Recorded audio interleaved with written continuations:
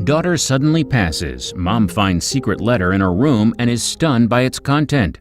"I'm going to miss my bus, Mom," 12-year-old Taylor Smith shouted as she shoved the textbook into her backpack and quickly tied her long brown hair in a ponytail. In the meantime, her mother Mary was occupied with cooking breakfast. As soon as 2 crispy golden slices of bread popped out of the toaster, Mary carefully placed them next to the fried egg on a plate.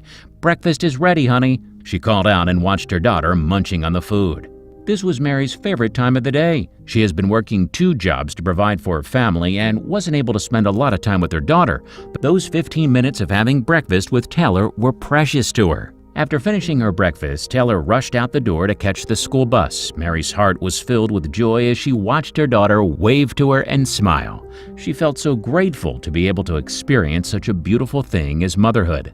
The Smiths were known as one of the most loving, happy families in their small town. Many people were jealous of the bond and loved that they shared and wished to have a family like theirs.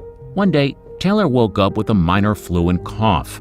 Her parents didn't think much of it at first, as her symptoms weren't that worrisome. Taylor still had her appetite and energy. She usually got sick a few times a year and was able to fight the flu in about a week or so without having to go to the doctor. But this time was different.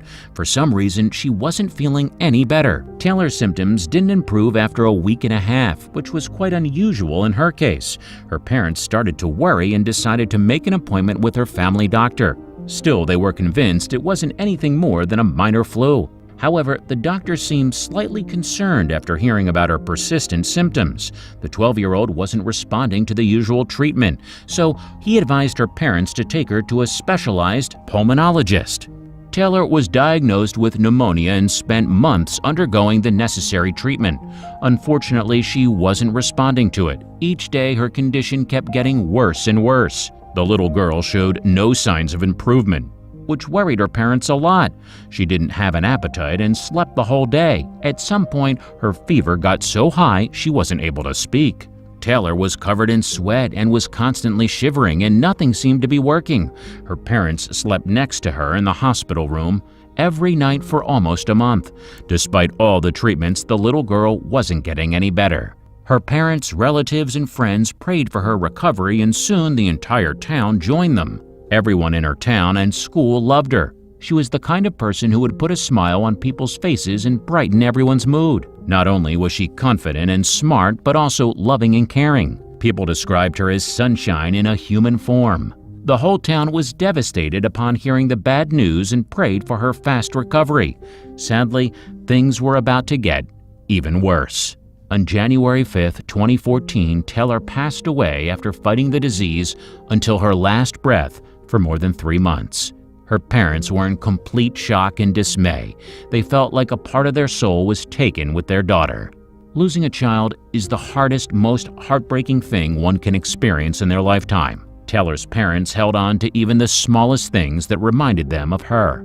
They didn't care about how insignificant or unordinary those items were because each of those things reminded them of their beloved daughter. While going through her belongings, they felt like she was there with them. But everything changed when they found a strange letter in her room. She was looking at a thin envelope with handwritten letters on it, to be opened by Taylor Smith on April 13, 2023 only, unless said otherwise.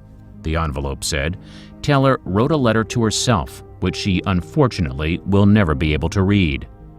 Dear Taylor, as the parents opened her letter and began reading, they could hear her soft voice as if she was next to them. They couldn't fight the tears as they read the first sentence. It has been 10 years since I wrote this. First of all, I'm so proud of you for graduating high school, the letter said.